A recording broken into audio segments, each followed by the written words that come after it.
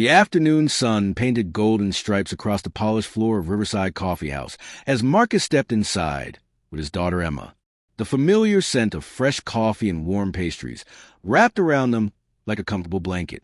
Emma tugged at his sleeve, pointing toward the pastry display. Her eyes lit up at the chocolate croissants just like they did every Saturday. Marcus smiled down at his 12-year-old daughter. These simple moments had become precious to him since Sarah passed away 3 years ago. The line moved slowly. Marcus noticed the young woman ahead of them. She stood out in her crisp white blouse and black shorts, professional yet relaxed. Her long auburn hair caught the afternoon light as she ordered a cappuccino and a blueberry muffin. The barista rang up her order. The young woman pulled out her card and tapped it against a reader.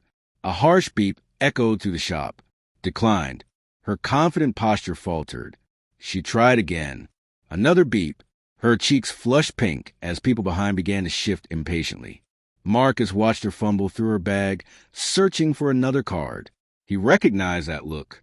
The same embarrassment he felt 2 years ago when his own car declined at the grocery store during the hardest financial stretch after Sarah's medical bills. Without thinking, Marcus stepped forward. "Excuse me," he said gently. "I'd like to pay for this young lady's order." The woman turned. Her green eyes were wide with surprise and something else. Relief, maybe, or gratitude. "You don't have to do that," she said, quietly. Marcus smiled. "I know I don't have to, but I'd like to. We all need a little help sometimes." The barista processed a payment while the young woman stood there visibly moved. She blinked, rapidly fighting back tears. "Thank you," she whispered. "You have no idea what this means to me. Today has been difficult. This is very kind." Marcus shrugged. "Pay it forward when you can. That's all." She nodded, taking her coffee and muffin.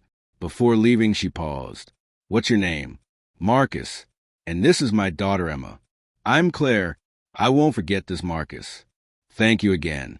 She walked out into the afternoon sunshine, and Marcus forgot about the encounter. Just another moment of kindness in a world that needed more of them. 3 weeks passed. Marcus was reviewing spreadsheets at his small accounting firm when his phone rang. The number was unfamiliar. "Hello, this is Marcus." "Marcus, this is Claire. We met at Riverside Coffee House. You helped me when my card declined." Marcus paused, trying to place the name. Then it clicked. "Oh, yes. How are you, Claire?" "I'm well, thank you. I'd like to meet with you if possible. Are you free tomorrow afternoon?" Something in her voice made him curious. "Sure, I can do that. Where would you like to meet?" "How about Riverside Coffee House?" 2:00. My treat this time. Marcus arrived 10 minutes early. Claire was already there at a corner table. She looked different somehow, more composed. Next to her sat a distinguished older gentleman in a gray suit. "Marcus, thank you for coming." Claire stood and shook his hand warmly. "This is Robert Chun. He's my attorney." Marcus felt confusion wash over him. "Is everything okay?" Claire smiled. "More than okay. Please sit down. I need to tell you something." Marcus settled into his chair, feeling Emma's curious gaze. She'd insisted on coming along. "That day you helped me," Claire began, her voice steady but emotional. "I was having the worst day of my life. I'd just gotten news that my company was in serious trouble. A major investor pulled out. Our accounts were frozen pending an investigation. I couldn't access any of my funds."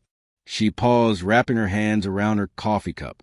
I felt completely helpless. I'd walked to that coffee shop just to clear my head.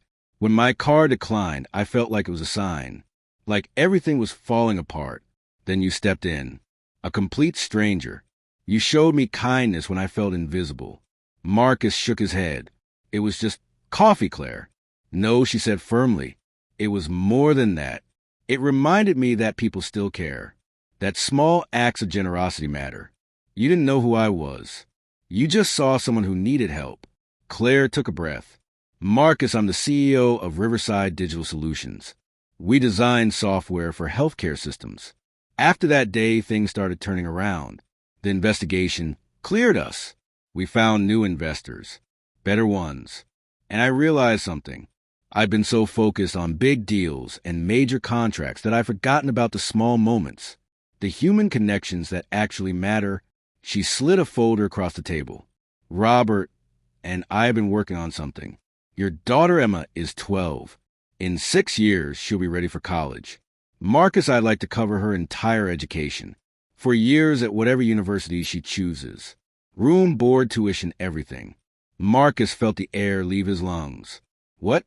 No, Claire, I can't accept that. You can, and I hope you will. But there's more. I've reviewed your accounting firm. You're talented, Marcus. My company needs someone like you. I'd like to offer you a position as our chief financial officer. The salary is 3 times what you're making now. Full benefits. And flexibility to be there for Emma. Tears welled in Marcus's eyes. He looked at Emma, who was staring at Claire with wonder. Why would you do this, he whispered. Because you did something for me without expecting anything in return. You reminded me what kind of person I want to be. What kind of leader I want to be. This isn't charity, Marcus. It's gratitude. And maybe it's fate. Marcus wiped his eyes. He thought about Sarah. About how she'd always believed in helping others. About the nights he'd worried whether he could give Emma the future she deserved. I don't know what to say. Say, yes, Claire smiled. Say, you'll let me pay forward the kindness you showed me. Marcus looked at his daughter, at her bright, hopeful face. Then back at Claire. Yes, he said. Yes, we will. 6 months later, Marcus stood in his new office overlooking the city. Emma was thriving in a private school that challenged and inspired her. He'd been able to save money for the first time in years. But more than that, he'd found purpose again. Claire had become not just his boss, but his friend. She'd shared her vision for a company that prioritized people over profits, that believed success meant lifting others up. One evening, as Marcus prepared to leave, Claire stopped by his office. I've been thinking about starting a foundation, she said, to help single parents dealing with financial hardship. Would you want to help me run it? Marcus thought about that day in the coffee shop, about how a simple act of kindness had changed 2 lives. Maybe more. I'd be honored, he said.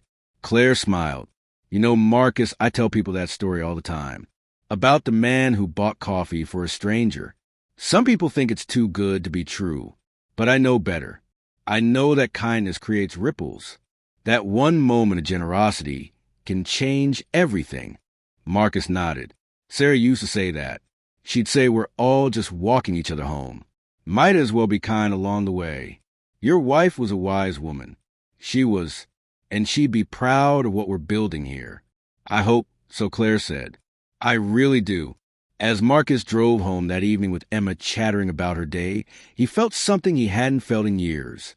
Hope, not just for himself or for Emma, but for a world where kindness still mattered, where small gestures could spark big changes, all because of a decline card and a cup of coffee. Sometimes the smallest moments create the biggest transformations. Sometimes helping a stranger becomes helping yourself. And sometimes a simple act of kindness comes back to you in ways you could never imagine. If this story touched your heart, please like, share, and subscribe for more stories about kindness and hope. Leave a comment below about a time someone showed you unexpected generosity. Your story might inspire someone else today. Retry,